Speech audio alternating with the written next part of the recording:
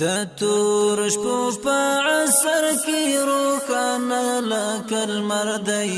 زلمی د ننګیالۍ د شیطانانو ته عمر دی مجاهد ته د نصیحتونو سلسله کفارو ته عمر دی د تور شپو په عصر کې روښانه لکه لمر دی زلمی د ننګیالۍ مجاهد باید مسلمانانو زړه دی مهربان او په عین وخت کې د کافرانو او د هغوی د غلامانو په مقابل کې سخت او شدید وي. مجاهد باید د مسلمانانو سره په تعامل او راکړه ورکړه کې له شدت څخه نه